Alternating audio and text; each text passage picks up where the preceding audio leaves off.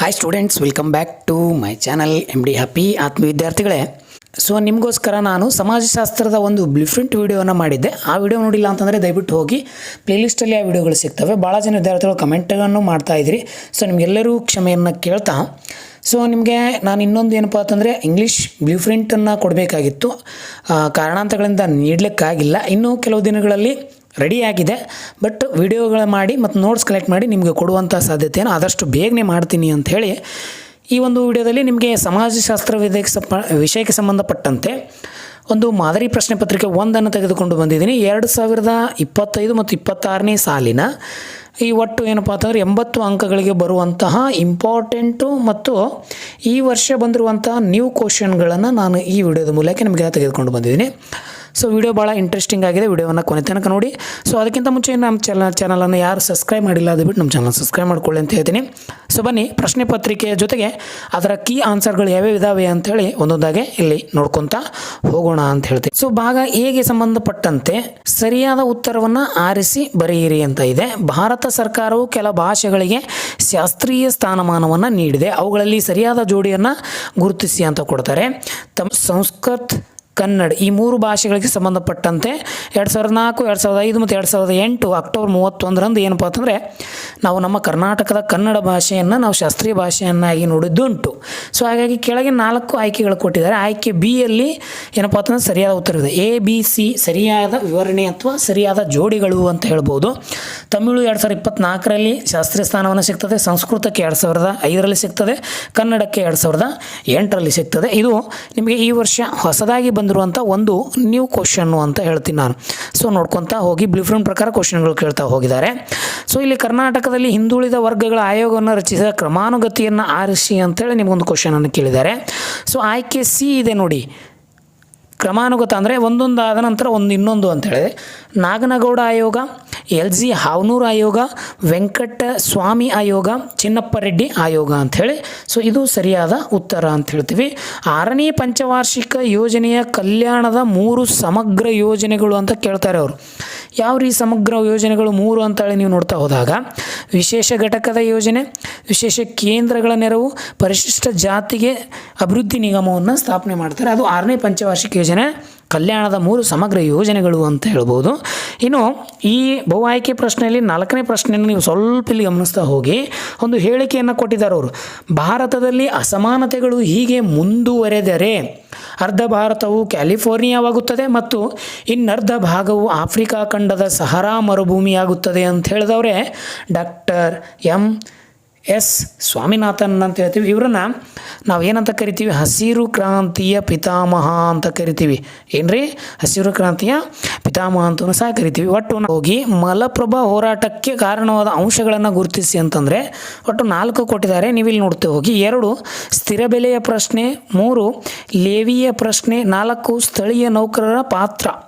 ಈ 3 ಸರಿಯಾದ ಆಗಿದ್ದರಿಂದ ಅದಕ್ಕೆ ಪ್ರಮುಖ ಕಾರಣಗಳು ಈ 3ರಲ್ಲಿ ನಾವು ಕಾಣ್ತೀವಿ. ಇನ್ನು ಬಿಟ್ಟ ಸ್ಥಳವನ್ನು ನಾನು ಇಲ್ಲಿ ಬರೆದರೆ ನೋಡಿ, ಆಲ್ರೆಡಿ ನೀವು ಗಮನಿಸ್ತಾ ಹೋಗಿ ಕೆಳಗಿನ ಆವರಣದ ಕೊಟ್ಟಿರುವ ಸರಿಯಾದ ಉತ್ತರವನ್ನು ಆರಿಸಿ ಬರೆಯಿರಿ ಅಂತ ಕೊಟ್ಟಿದ್ದಾರೆ. ಕರ್ತ ಎಂದರೆ ನಿಮಗೆಲ್ಲ ಗೊತ್ತು, ಅವಿಭಕ್ತ ಕುಟುಂಬದ ಮುಖ್ಯಸ್ಥನ ಕರ್ತ ಅಂತ ಕರಿತೀವಿ. ಭಾರತೀಯ ಗ್ರಾಮಗಳನ್ನು ಪುಟ್ಟ ಗಣರಾಜ್ಯಗಳು ಅಂತ ಕರೆದವ್ರು ಯಾರು ಅಂತಂದರೆ ಚಾರ್ಲ್ಸ್ ಮೆಟ್ಕಾಪ್ ಅಂತ ಹೇಳ್ತೀವಿ. ದೊರಾಯಿ ಆದೇಶ ಮಾರುಕಟ್ಟೆಯನ್ನು ಅಧ್ಯಯನ ಮಾಡಿದವರು ಆಲ್ಫ್ರೆಡ್ ಗೇಲ್ ಅಂತ ಹೇಳ್ತೀವಿ. ಭಾರತದಲ್ಲಿ ಸಾಮಾಜಿಕ ಚಳವಳಿ ಎಂಬ ಕೃತಿಯನ್ನು ಬರೆದವರೇ MSA ರಾವ್ ಅಂತ ಹೇಳ್ತೀವಿ. ಆಂತರಿಕ ಮೂಲ ಪರಿವರ್ತನೆಯು ಸಂಸ್ಕೃತಾಕರಣದಿಂದ ಬಂದಿರುವಂಥದ್ದು. ಸೊ ಈ ರೀತಿಯಾದಂಥ ಒಟ್ಟು ಬಿಟ್ಟ ಸ್ಥಳವನ್ನು ನೀವು ನೋಡ್ತಾ ಹೋಗ್ತೀರಿ. ಇನ್ನು ಹೊಂದಿಸಿ ಬರೆಗೆ ಸಂಬಂಧಪಟ್ಟಂತೆ ನಾನಿಲ್ಲಿ ಕೊಟ್ಟಿದ್ದೆ ನೋಡಿ. ಒಡಲ ತುಡಿತ ನಿಮಗೆಲ್ಲ ಗೊತ್ತಿದೆ. ಇದು ಮಂಜುನಾಥ್ ಅದ್ದೆ ಎಂಬುವರ ಒಂದು ಸಂಬಂಧಪಟ್ಟಂಥದ್ದು. ಇನ್ನು ಡಿವೈನ್ ಲೈಫ್ ಸೊಸೈಟಿ ನಿಮಗೆಲ್ಲ ಗೊತ್ತಿದೆ, ಅರವಿಂದ್ ಘೋಷ್ ಅವರಿಗೂ. ಜೊತೆಗೆ ಮೂಕನಾಯಕ ಇದು ಯಾರ ಕೃತಿ? ಡಾಕ್ಟರ್ BR ಅಂಬೇಡ್ಕರ್ ಅವ್ರದ್ದು. ಇನ್ನು ಅಪಸಂಸ್ಕೃತಾಕರಣ ಇದು ನಿಮ್ಗೆ ಗೊತ್ತಿರಲಿ, ಮಜುಮ್ದಾರ್ ಅವ್ರದ್ದು. ಇನ್ನು ಟೆಲಿಶಾಪಿಂಗ್ ಮೈಕಲ್ ಆಲ್ಡ್ರಿಚ್ ಎನ್ನುವಂಥ ವ್ಯಕ್ತಿ ಇದನ್ನು ಮೊದಲಿಗೆ ಬಳಸ್ತಾರೆ ಅಂತ ಹೇಳ್ತೀವಿ. ಇನ್ನು ಈ ಕೆಳಗಿನ ಪ್ರಶ್ನೆ ಇದೆಲ್ಲ ಒಂದು ವಾಕ್ಯದಲ್ಲಿ ಅಥವಾ ಒಂದು ಪದದಲ್ಲಿ ಉತ್ತರಿಸಿ ಅಂತ ಕೊಡ್ತಾರೆ. ಹಿಂದೂ ಪದವನ್ನು ಪರಿಚಯಿಸಿದವರು ಯಾರು ಅಂತಂದರೆ ಪರಿಚಯನ್ನರು. ಕರ್ನಾಟಕದ ಪ್ರಸ್ತುತ ಹಿಂದುಳಿದ ವರ್ಗ ಆಯೋಗದ ಅಧ್ಯಕ್ಷರು ಈಗ ಜಯಪ್ರಕಾಶ್ ಹೆಗಡೆ ಅಂತ ಹೇಳ್ತೀವಿ. ಇನ್ನು SKDRDP ಇದನ್ನು ವಿಸ್ತರಿಸಿ ಅಂದರೆ ಶ್ರೀ ಕ್ಷೇತ್ರ ಧರ್ಮಸ್ಥಳ ಮಂಜುನಾಥ ಏನೊಂದು ಇದೆಯಲ್ಲ ಟ್ರಸ್ಟು, ಅಲ್ಲಿ ಶ್ರೀ ಕ್ಷೇತ್ರ ಧರ್ಮಸ್ಥಳ ಗ್ರಾಮಾಭಿವೃದ್ಧಿ ಯೋಜನೆ ಅಂತ ಹೇಳ್ತೀವಿ. ಇನ್ನು ಕಾಣದ ಕೈ ಪರಿಕಲ್ಪನೆಯನ್ನು ಆಡಮ್ ಸ್ಮಿತ್ ಅವರು, ನಾನು ಆಲ್ರೆಡಿ ಬ್ಲೂ ಫ್ರಂಟಲ್ಲಿ ಪ್ರಶ್ನೆ ಉತ್ತರ ಕೊಟ್ಟಿದ್ದೀನಿ ನಿಮಗೆ. ಜನತಾ ವಿಪ್ಲವ ಎಂದರೆ ಜನರು ತಮ್ಮ ಸರ್ಕಾರದ ವಿರುದ್ಧ ನಡೆಸುವ ದಂಗೆ ಅಥವಾ ಕ್ರಾಂತಿಗೆ ನಾವೇನಂತ ಕರಿತೀವಿ, ಜನತಾ ವಿಪ್ಲವ ಅಂತ ಕರಿತೀವಿ. ಸೊ ಒಟ್ಟು ನಿಮಗಿಲ್ಲಿ 20 ಅಂಕಗಳಿಗೆ ಈ ಭಾಗಕ್ಕೆ ಸಂಬಂಧಪಟ್ಟಂತೆ ಸಿಗ್ತದೆ. ಒಟ್ಟು 20 ಅಂಕಗಳು. ಇನ್ನು ಮುಂದುವರೆದಂತೆ ಭಾಗ ಬಿ ಅನ್ನು ನಾವೆಲ್ಲ ಗಮನಿಸ್ತಾ ಹೋಗ್ತೀವಿ. ನಾನು ಉತ್ತರವನ್ನು ಕೊಟ್ಟಿದ್ದೆ ನೋಡಿ. ಸಿಂಧು ನಾಗರಿಕತೆ 2 ನಗರಗಳನ್ನು ಹೆಸರಿಸಿ ಅಂತಂದರೆ ಹರಪ್ಪ ಮತ್ತು ಮೆಹೆಂಜೋದಾರೋ ಅಂತ ಕರಿತೀವಿ. ಕರ್ನಾಟಕದ ಯಾವುದಾದ್ರು 2 ಪರಿಶಿಷ್ಟ ಜಾತಿಗಳು ಅಂದರೆ ಹೊಲೆ ಮತ್ತು ಮಾದಿಗ. ಲಿಂಗ ಮತ್ತು ಲಿಂಗತ್ವ ನಡುವಿನ ಒಂದು ವ್ಯತ್ಯಾಸ ಅಂದರೆ ಲಿಂಗವು ಜೈವಿಕವಾಗಿದ್ದರೆ ಲಿಂಗತ್ವ ಸಾಮಾಜಿಕವಾಗಿರುತ್ತದೆ. ಇನ್ನು ಕರ್ನಾಟಕ ಈ ಒಂದು ರೈತರ ಆತ್ಮಹತ್ಯೆಗೆ GK ವೀರೇಶ ಸಮಿತಿ 2 ಕಾರಣಗಳಂದರೆ ಬೆಳೆ ವೈಫಲ್ಯ ಮತ್ತು ಸಾಲದ ಹೊರೆ ಅಂತ ಹೇಳ್ತೀವಿ. ಅದರ ಜೊತೆಗೆ ಕರ್ನಾಟಕದಲ್ಲಿ ನಡೆಯುವ 2 ಪ್ರಸಿದ್ಧ ಜಾತ್ರೆಗಳು ನಿಮಗೆಲ್ಲ ಗೊತ್ತಿದೆ, ಮೈಸೂರು ದಸರಾ ಒಂದು ಮತ್ತು ಹಂಪಿ ಉತ್ಸವ ಅಂತ ಹೇಳ್ತೀವಿ. ಅದಲ್ಲದೆ ಇನ್ನು ಸಾಮಾಜಿಕ ಚಳವಳಿ ವ್ಯಾಖ್ಯಾನ ಅಂತಂದರೆ ನೋಡ್ರಿ, ನಿಮಗೆ ಸಾಮಾಜಿಕ ಬದಲಾವಣೆಗಾಗಿ ಸಾಮೂಹಿಕ ಪ್ರಯತ್ನವನ್ನು ನಾವೇನಂತ ಕರಿತೀವಿ, ಸಾಮೂಹಿಕ ಚಳುವಳಿ ಅಂತ ಕರಿತೀವಿ. 2 ಬ್ರಿಕ್ಸ್ ರಾಷ್ಟ್ರಗಳು, ಒಂದು ಭಾರತ ಇನ್ನೊಂದು ಚೀನಾ. ಇನ್ನು ಜಾಗತಿಕ ಅನನ್ಯತೆ ಎಂದರೆ ವಿಶ್ವದ ಪ್ರಜೆಯಾಗಿರುವ ಭಾವನೆಗೆ ನಾವೇನಂತ ಕರಿತೀವಿ, ಜಾಗತಿಕ ಅನನ್ಯತೆ ಅಂತ ಹೇಳಿ ಈ ರೀತಿ ಕರಿತೀವಿ. ಇವು ಒಟ್ಟು ನಿಮಗೆ ಏನಪ್ಪ ಅಂತಂದರೆ 2 ಅಂಕದ ಪ್ರಶ್ನೆಗಳು. ಸಿಯನ್ನು ನೀವೆಲ್ಲ ಗಮನಿಸ್ತಾ ಹೋಗಿ. ಪ್ರಶ್ನೆಗಳು ಯಾವಿದೆ ಒಂದು ಸ್ವಲ್ಪ ನಾವಿಲ್ಲಿ ಓದ್ಕೊತ ಹೋಗೋಣ. ಭಾರತದಲ್ಲಿ ಆರೇಕರಣೀಯದ ಪ್ರಕ್ರಿಯೆಯನ್ನು ಕುರಿತು ಬರೆಯಿರಿ. ಅಸ್ಪೃಶ್ಯತಾ ನಿವಾರಣೆ ಮಹಾತ್ಮ ಗಾಂಧೀಜಿಯವರ ಪಾತ್ರವನ್ನು ವಿವರಿಸಿ. ಮಹಿಳಾ ಸಬಲೀಕರಣ ಕಾರ್ಯತಂತ್ರಗಳ ಪಟ್ಟಿ ಮಾಡಿ. ಅವ್ಯಕ್ತ ಕುಟುಂಬದ ಅನುಕೂಲಗಳನ್ನು ವಿವರಿಸಿ. ಅವ್ಯಕ್ತ ಕುಟುಂಬದ ಬದಲಾವಣೆ ಕಾರಣದ ಅಂಶಗಳನ್ನು ಚರ್ಚಿಸಿ. ಕೊಳವೆ ಪ್ರದೇಶ ಬೆಳವಣಿಗೆ ಕಾರಣಗಳನ್ನು ವಿವರಿಸಿ. ಮ್ಯಾಕ್ಡೊನಾಲ್ಡ್ಕರಣ 5 ತತ್ವಗಳನ್ನು ಚರ್ಚಿಸಿ. ರೂಪರ್ಟ್ ಮರ್ಡೋಕ್ರವರ ಟಿಪ್ಪಣಿ ಕುರಿತು ಬರೆಯಿರಿ. ಪಾಶ್ಚಾತ್ಯೀಕರಣದ ಪ್ರಮುಖ ಅಂಶಗಳನ್ನು ವಿವರಿಸಿ ಅಂತೇಳಿ ಒಟ್ಟು ನಿಮಗೆ 30 ಅಂಕಗಳಿಗೆ ಏನಪ್ಪ ಅಂತಂದರೆ ಈ 5 ಅಂಕದ ಪ್ರಶ್ನೆಗಳು ಇರ್ತವೆ. ಇನ್ನು 10 ಅಂಕದ ಕಡೆ ನೋಡ್ತಾ ಹೋದಾಗ ರಾಷ್ಟ್ರೀಯ ಭಾವೈಕ್ಯತೆಯನ್ನು ವ್ಯಾಖ್ಯಾನಿಸಿ, ಭಾವೈಕ್ಯತೆ ಸವಾಲುಗಳನ್ನು ವಿವರಿಸಿ ಅಂತ ಕೇಳ್ತಾರೆ. 2022ರಿಂದ ಹಿಡಿದು ಈ ಸದ್ಯವರೆಗೂ ಈ ಒಂದು ಪ್ರಶ್ನೆ ಸಾಧ್ಯತೆ ಬರ್ತದೆ. ಬುಡಕಟ್ಟು ಪಂಗಡವನ್ನು ವ್ಯಾಖ್ಯಾನಿಸಿ, ಬುಡಕಟ್ಟು ಬದಲಾವಣೆ ಕುರಿತು ಒಂದು ವಿವರಿಸಿ ಅಂತ ಕೊಡ್ತಾರೆ. ನಿಮಗೆ ಇದರ ಕಂಪ್ಲೀಟ್ ನೋಟ್ಸ್ಗಳು ಸಿಗ್ತವೆ, ಗೊಂದಲ ಮಾಡ್ಕೋಬೇಡಿ, ನಾನು ಕೊಡ್ತೀನಿ ನಿಮಗೆ. ನಮ್ಮ ಈ ವಿಡಿಯೋದ ಡಿಸ್ಕ್ರಿಪ್ಷನಲ್ಲಿ ನಿಮಗೆ ಟೆಲಿಗ್ರಾಮ್ ಗ್ರೂಪ್ ಇದೆ. ಯಾರು ಇನ್ನೂ ದಯವಿಟ್ಟು ಟೆಲಿಗ್ರಾಮ್ ಗ್ರೂಪಿಗೆ ಜಾಯಿನ್ ಆಗಿಲ್ಲ, ಹೋಗಿ ದಯವಿಟ್ಟು ಟೆಲಿಗ್ರಾಮ್ ಗ್ರೂಪಿಗೆ ಜಾಯಿನ್ ಆಗಿ ಅಂತ ಹೇಳ್ತೀನಿ. ಗ್ರಾಮೀಣ ಅಧ್ಯಯನದ ಮಹತ್ವವನ್ನು ವಿವರಿಸಿ. ಕರ್ನಾಟಕ ರಾಜ್ಯದ ರೈತ ಸಂಘ ಸರ್ಕಾರ ಮುಂದಿಟ್ಟ 10 ಬೇಡಿಕೆಗಳು ಯಾವುವು ಅಂಥೇಳಿ ನಿಮಗೆ 10 ಅಂಕಕ್ಕೆ ಸಂಬಂಧಪಟ್ಟಂಥ ಪ್ರಶ್ನೆಗಳು ಅಲ್ಲಿ ಕೇಳ್ತಾ ಹೋಗ್ತಾರೆ. ಸೊ ವಿದ್ಯಾರ್ಥಿಗಳೇ, ನಿಮಗೆ ಇದರ ಕಂಪ್ಲೀಟ್ ಕೀ ಆನ್ಸರನ್ನು ತೆಗೆದುಕೊಂಡು ಬಂದಿದ್ದೀನಿ. ಸೊ ಅದನ್ನು ನೀವಿಲ್ಲಿ ಒಂದೊಂದಾಗಿ ಗಮನಿಸ್ತಾ ಹೋಗಿ. ನೋಡಿ, ಒಂದನೇದು ನಿಮಗೆ 5 ಅಂಕದ ಪ್ರಶ್ನೆ ಅಂತ ನಾನು ಹೇಳಿದೆ. ಆರೀಕರಣ ನೋಡಿ, ಆರ್ಯನೀಕರಣ ಪ್ರಕ್ರಿಯೆ ಬಗ್ಗೆ ಟಿಪ್ಪಣಿ ಬರೀರಿ ಅಂತಂದರೆ ಇದು ಇಂಡೋ ಆರ್ಯನ್ನರ್ ಈ ನಾಡಿನ ಮೂಲ ನಿವಾಸಿಗಳೊಂದಿಗೆ ಸುದೀರ್ಘವಾದ ಸಂಘರ್ಷ ನಡೀತಾ ಇತ್ತು. ಇಂಡೋ ಆರ್ಯನ ಮೂಲತವರು ಪಶುಪಾಲಕರಾಗಿದ್ದರು. ಏನಾಗಿದ್ದರು? ಪಶುಪಾಲಕರಾಗಿದ್ದರು. ಇವರು ಕಾವ್ಯ, ತತ್ವಶಾಸ್ತ್ರ, ತತ್ವಚಾರಣೆಗಳು ಬರವಳಿದರು. ಇವರು ತಮ್ಮನ್ನು ಶ್ರೇಷ್ಠರೆಂದು ಭಾವಿಸಿದರು. ಏನಂತ ಭಾವಿಸಿದರು? ಇವರು ಶ್ರೇಷ್ಠರೆಂದು ಭಾವಿಸಿದರು.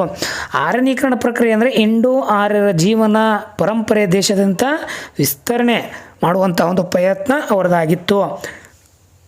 ಇಲ್ಲಿ ನಿಮಗೆ ನೋಟ್ಸನ್ನು ಕಾಣ್ತಾರೆ. ಇನ್ನು ಇಂಡಿಯಾ ಆರ್ಯನರ ಮೂಲ ನಿವಾಸಿಗಳ ನಡುವೆ ಅಂತರ್ಕ್ರಿಯೆ ವ್ಯಾಪ್ತಿ ವಿಶಾಲವಾದಂತೆ ಭಾರತದ ಸಮಾಜದ ತಾತ್ವಿಕ ಹಾಗೂ ಚೌಕಟ್ಟಿನಲ್ಲಿ ಇಂಡೋ ಆರ್ಯನರು 3 ಉಪ ಸಮೂಹಗಳಾಗಿ ಉಳಿದರು. ಒಂದು ರಾಜ್ಯನರು ಅಂದರೆ ಯೋಧರು ಮತ್ತು ಕುಲೀನರು, ಇನ್ನೊಂದು ಬ್ರಾಹ್ಮಣರು, ಪುರೋಹಿತರು ಮತ್ತು ವೈಶ್ಯರು ಅಂದರೆ ಕೃಷಿಕರು. ಅದು ಈ ರೀತಿಯಾದಂಥ ಸಮೂಹಗಳಲ್ಲಿ ಕಾಣ್ತವೆ.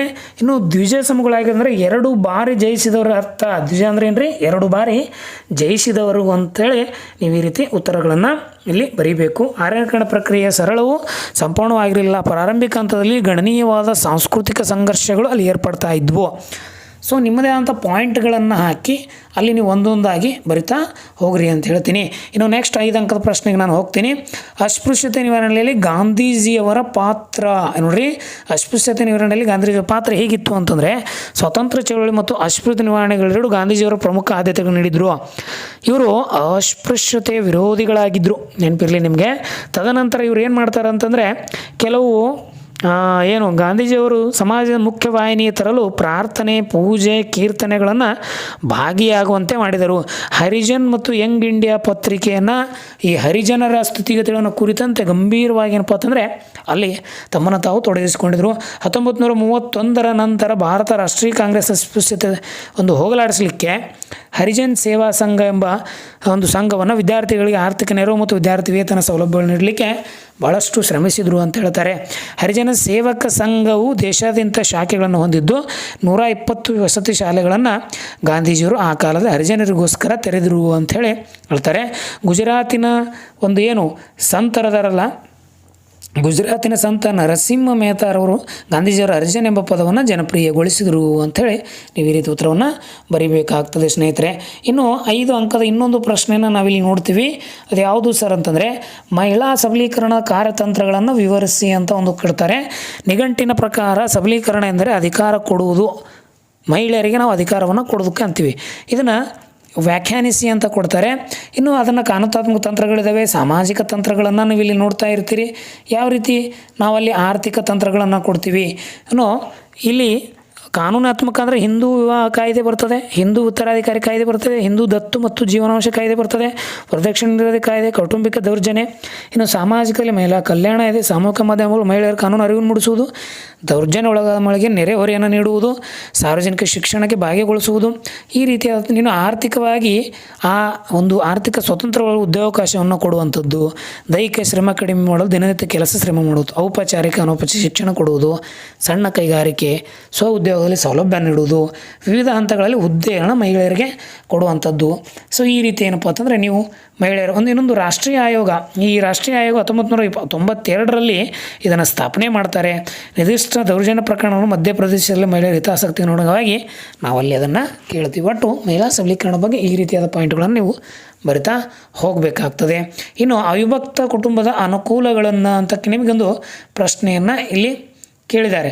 ಅವಿಭಕ್ತ ಅನುಕೂಲಗಳೇನು ಅಂತಂದರೆ, ರಕ್ತ ಸಂಬಂಧಿಗಳ ಸಮವೊಂದು ಒಂದೇ ಮನೆಯಲ್ಲಿ ವಾಸಿಸಿದ್ರೆ ಅದಕ್ಕೆ ನಾವು ಏನಂತ ಕರಿತೀವಿ, ಅವಿಭಕ್ತ ಕುಟುಂಬ ಅಂತೇಳಿ ಕರಿತೀವಿ. ಈ ಅವಿಭಕ್ತ ಕುಟುಂಬ ಅನುಕೂಲಗಳಲ್ಲಿ ಆರ್ಥಿಕ ಅನುಕೂಲ ಇದೆ, ಸದಸ್ಯರ ಸಂರಕ್ಷಣೆ ಇದೆ, ಮನೋರಂಜನೆ ಇದೆ.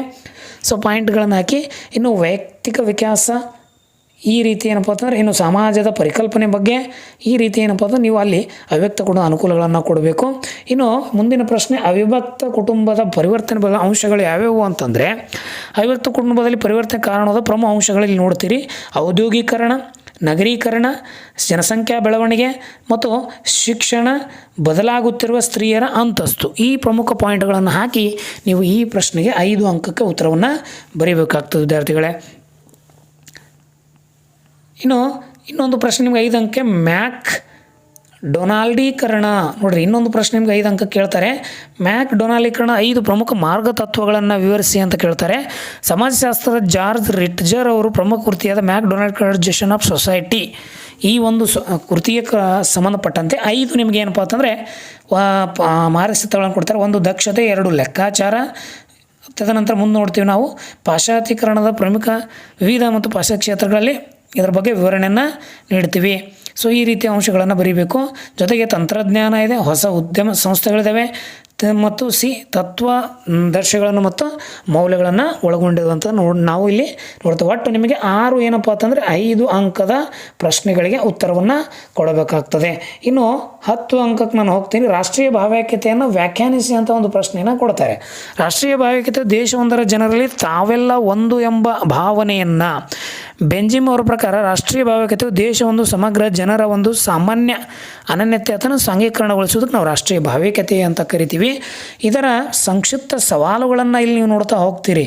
ಒಂದು ಪ್ರಾಂತೀಯ ಹಂತವಾದಂಥದ್ದು, ಪ್ರಾಂತೀಯವಾಗಿ ಯಾವ ರೀತಿ ಪರಿಣಾಮ ಬೀಳುತ್ತೆ ಅಂದರೆ, ಪ್ರತ್ಯೇಕ ರಾಷ್ಟ್ರಕ್ಕಾಗಿ ಬೇಡಿಕೆ ಇಡ್ತಾರೆ, ಪ್ರತ್ಯೇಕ ರಾಜ್ಯಕ್ಕಾಗಿ ಬೇಡಿಕೆ ಇಡ್ತಾರೆ, ಪೂರ್ಣ ಪ್ರಮಾಣದ ರಾಜ್ಯಕ್ಕಾಗಿ ಬೇಡಿಕೆ ಇಡ್ತಾರೆ, ಅಂತಾರಾಜ್ಯವಾಗಿ ವಿವಾದವನ್ನು ನೋಡ್ತೀವಿ. ನೆಕ್ಸ್ಟು ಕೋಮುವಾದವನ್ನು ನೋಡ್ತೀವಿ. ಒಂದು ಧರ್ಮಕ್ಕೆ ಸೇರಿದ ಜನರು ಇನ್ನೊಂದು ಧರ್ಮಕ್ಕೆ ಸೇರದೇ ಇರುವಂಥ ವಿರುದ್ಧವನ್ನು ವ್ಯಕ್ತಪಡಿಸುವಂಥದ್ದು. ಇನ್ನು ಭಾಷೆ, ಒಂದು ರಾಜ್ಯ ಆಗಲಿ ಒಂದು ಸ್ಥಳ ಆಗಲಿ ಅದಕ್ಕೆ ಭಾಷೆಯಾಗಿ ಅನುಮಾನಕ್ಕೆ ಸಂಬಂಧಪಟ್ಟಂತೆ ಗೌರವಾಭಿಮಾನ ಇರ್ತದೆ, ದ್ವೇಷಪೂರಿತ ಭಾವನೆಗಳನ್ನು ಹೊಂದಿರ್ತಾರೆ. ಭಾರತವು ಬಹಳಷ್ಟು ಏನಪ್ಪ ಅಂತಂದರೆ ಹಲವಾರು ಭಾಷೆಗಳನ್ನು ಹೊಂದಿರುವಂಥ ಒಂದು ರಾಷ್ಟ್ರವಾಗಿದೆ. ಇನ್ನು ಉಗ್ರವಾದ, ಭಯೋತ್ಪಾದನೆ, ನಿಮಗೆಲ್ಲ ಗೊತ್ತಿದೆ ಉಗ್ರವಾದ ಅನ್ನೋದು ಎಷ್ಟು ಈಗಿನ ಪರಿಸ್ಥಿತಿಯಲ್ಲಿ ಯಾವ ರೀತಿ ಕೊಂಡಿದೆ ಅಂತಂದರೆ, ಪ್ರೊಫೆಸರ್ ರಾಮ್ ಅಜುರಾ ಅವರು ಹೇಳ್ತಾರೆ, ಭಾರತದಲ್ಲಿ ಕಂಡುಬರುವ ಉಗ್ರವಾದವು ಪ್ರಮುಖವಾಗಿ 4 ಪ್ರಕಾರ ವಿಂಗಡಿಸಲಾಗಿದೆ. ಅವು ಪಂಜಾಬ್ನಲ್ಲಿ ಖಲಿಸ್ತಾನ ಮೂಲದ ಉಗ್ರವಾದ ಮತ್ತು ಕಾಶ್ಮೀರದ ಉಗ್ರವಾದ ಭಯೋತ್ಪಾದನೆ, ಅಸ್ಸಾಂನ ಕಂಡುಬರುವ ಉಲ್ಫಾ ಉಗ್ರಗಾಮಿ, ಪಶ್ಚಿಮ ಬಂಗಾಳದ ಬಿಹಾರ್, ಮಧ್ಯಪ್ರದೇಶ, ಒರಿಸ್ಸಾ, ಆಂಧ್ರಪ್ರದೇಶ, ತೆಲಂಗಾಣದಲ್ಲಿ ಬರುವಂತಹ ಈ ನಕ್ಸಲ್, ಈ ರೀತಿಯಾದಂಥ ಉಗ್ರವಾದಗಳನ್ನು ನಾವು ಕೇಳ್ತೀವಿ ಅಂತ ಹೇಳ್ತೇವೆ. ಇನ್ನೊಂದು 10 ಅಂಕದ ಪ್ರಶ್ನೆ, ಗ್ರಾಮದ ಅಧ್ಯಯನ ಮಹತ್ವವನ್ನು ವಿವರಿಸಿ ಅಂತ ಕೊಡ್ತಾರೆ. ಏನೇನು ಮಹತ್ವ ವಿವರಣೆಗಳು ಅಂತಂದರೆ, ಕ್ಷೇತ್ರ ಕಾರ್ಯಕ್ಕೆ ಅಧ್ಯಯನವು ಪುಸ್ತಕ ಆಧಾರಿತ ಅಧ್ಯಯನ ದೋಷವಾಗಿರೋ ಪರಿಹಾರವನ್ನು ಒದಗಿಸುವಂಥದ್ದು. ಎನ್ ಶ್ರೀನಿವಾಸ್ ಅವರ ಪ್ರಕಾರ ಗ್ರಾಮೋದ್ಯೋಗವು ದೇಶದ ಭವಿಷ್ಯವನ್ನು ರೂಪಿಸುವ ಯೋಜನಾವಾಗಿದೆ ಮತ್ತು ಅಧಿಕಾರಿಗಳು ತಮ್ಮ ಹೆಚ್ಚು ಉಪಕಾರಯುಕ್ತ ಇಲ್ಲಿ ಒಂದು ಉದಾಹರಣೆ ಕೊಡ್ತಾರೆ. ಇವರು ರಾಮಪುರ ಅಧ್ಯಯನದಲ್ಲಿ ಕೃಷಿ ಚಟುವಟಿಕೆ, ತಂತ್ರಜ್ಞಾನ, ನ್ಯಾಯ, ಸಾಮಾಜಿಕ ಸಂಸ್ಥೆಗಳು, ಧರ್ಮ, ಜೀವನದ ಹಿನ್ನೆಲೆಗಳನ್ನು ಈ ಕೃತಿ ಅನುಗುಣವಾಗಿ ಬರ್ಕೊಂಡಿದ್ದಾರೆ. ಇನ್ನು ಪರಿವರ್ತನೆಯ ಉದ್ದೇಶಗಳನ್ನು ಪ್ರತಿರೋಧ ಅಂತ ಕರೀತಾರೆ. ಇಲ್ಲಿ ಮೆಕ್ಕಿಮ್ ಮೇರಿಯಟ್ರವರು ಒಂದು ಮಾತನ್ನು ಹೇಳ್ತಾರೆ. ಗ್ರಾಮೋದ್ಯೋಗದಲ್ಲಿ ಹೇಳುವುದೇನೆಂದರೆ ಭಾರತೀಯ ರೈತರು ನೂತನ ಬೆಳೆಗಳು, ಬೇಸಾಯ ತಂತ್ರಗಳು ಒಪ್ಪಿ ಸ್ವೀಕರಿಸ್ತಾರೆ, ಆದರೆ ಕೆಲವು ಬದಲಾವಣೆಗಳನ್ನು ವಿರೋಧಿಸ್ತಾರೆ ಅಂತ ಹೇಳ್ತಾರೆ. ಇನ್ನು ಸಾಹಿತ್ಯದ ಪಕ್ಷಪಾತ ಇಲ್ಲಿ ಏನಾಗ್ತದೆ ಅಂತಂದರೆ ಮೇಲಿನ ಲೇಖನಗಳು ಜಾತಿ ಚಲನರಹಿತವಾದ ತಿಳಿಸುತ್ತದೆ. ಇದು ಸತ್ಯಕ್ಕೆ ದೂರವಾದ ಮಾತು. ಸಂಸ್ಕೃತನ ಪ್ರಕ್ರಿಯೆಯಲ್ಲಿ ಸ್ಥಿತಿಯನ್ನು ನೋಡಿದಾಗ ಹಿಂದೂ ಸಮಾಜದ ಮಹಿಳೆಯರು ಹೀಗೆಯೇ ಇದ್ದಾರೆ ಎಂದು ಸಾಮಾನ್ಯೀಕರಣ ಹೇಳುವಂಥ ತಪ್ಪು ಆಗೈತಿ. ಕೆಲವು ಏನಪ್ಪ ಅಂತಂದರೆ ಇಲ್ಲಿ ಸಾಹಿತ್ಯದ ಪಕ್ಷಪಾತವನ್ನು ಇಲ್ಲಿ ನಾವು ನೋಡ್ತೀವಿ. ಇನ್ನು ಆನಂತರದ ಮೌಲ್ಯಮಾಪನವನ್ನು ದಾಖಲಿಸುವಂಥದ್ದು. ವರ್ತಮಾನದ ಸಂಗತಿಗಳಲ್ಲಿ ಬೇರುಗಳು ಭೂತಕಾಲಿರುವ ಮತ್ತು ವರ್ತಮಾನದ ವಿಶೇಷಗಳನ್ನು ಭವಿಷ್ಯ ನಿರ್ಧರಿಸುತ್ತದೆ. ಆದ್ದರಿಂದ ಯೋಜಿತ ಬದಲಾವಣೆ ಬಗ್ಗೆ ತೌಲನಿಕ ಮತ್ತು ಮೌಲ್ಯಮಾಪನ ಅವಶ್ಯಕ ವರ್ತಮಾನದಲ್ಲಿ ದಾಖಲಿಸುತ್ತೆ ಎಂದು ಪ್ರೊಫೆಸರ್ ಯೋಗೇಶ್ ಅಟಲ್ ಅವರು ಹೇಳ್ತಾರೆ. ಇನ್ನು ವಿಶ್ಲೇಷಣಾತ್ಮಕ ಮಾದರಿಯ ಬೆಳವಣಿಗೆ ಅಂತಂದರೆ ಇಲ್ಲಿ ಸಂಸ್ಕೃತ ಮತ್ತು ಪಾಶ್ಚಿಮಾತ್ಯಕರಣ ಅಂತ ಶ್ರೀನಿವಾಸ ಅವರು ಹೇಳ್ತಾರೆ. ಕುಲೀಕರಣ ಅಂತೇಳಿ ಏನು ಪ್ರಸಾದ್ ಅವರು ಹೇಳ್ತಾರೆ. ಇನ್ನು ಅಪಸಂಸ್ಕರಣ ಅಂತೇಳಿ ಮುಜುಮ್ದಾರ್ ಅವರು ಹೇಳ್ತಾರೆ. ಸಾರ್ವತ್ರಿಕ ಮತ್ತು ಪ್ರಾಂತೀಯ ಅಂತೇಳಿ ಮೆಕ್ಕಿ ಮೆರಿಟ್ ಅವರು ಹೇಳ್ತಾರೆ. ವಿಸ್ತೃತ ಪರಂಪರೆಯನ್ನು ಮತ್ತು ಕಿರು ಪರಂಪರೆಯನ್ನು ರಾಬರ್ಟ್ ರೆಡ್ ಫೀಲ್ಡ್ ಅವರು ಹೇಳ್ತಾರೆ. ಇವೆಲ್ಲವೂ ನಿಮಗೆ ಹೊಂದಿಸಿ ಬರೆಯಲ್ಲಿ ಕೇಳುವಂಥ ಪ್ರಶ್ನೆಗಳಿರ್ತವೆ. ಇನ್ನು ಗ್ರಾಮೋದಯ ಸಾಮಾಜಿಕ ಸುಧಾರಣೆ ಸಹಾಯಕಾರಿಯಾಗಿರುವಂಥ ಅಂಶಗಳನ್ನು ಬರೀರಿ ಅಂಥೇಳಿ ನಿಮಗಿಲ್ಲಿ ಕೊಡ್ತಾರೆ. ಇನ್ನು ಪ್ರಮುಖವಾಗಿ ಕೊನೆಯ 10 ಅಂಕದ ಒಂದು ಪ್ರಶ್ನೆ ನಿಮ್ಮ ಮುಂದೆ ಇಲ್ಲಿ ತರ್ತೀನಿ ನಾನು. ಇಲ್ಲೇನು ಕೇಳಿದ್ದಾರೆ, ಕರ್ನಾಟಕ ರಾಜ್ಯದ ಸಂಘವು ಸರ್ಕಾರದ ಮುಂದೆ 10 ಬೇಡಿಕೆಗಳು ಅಂಥೇಳಿ ನಿಮ್ಮ ಪ್ರಶ್ನೆಯನ್ನು ಕೇಳಿದ್ದಾರೆ.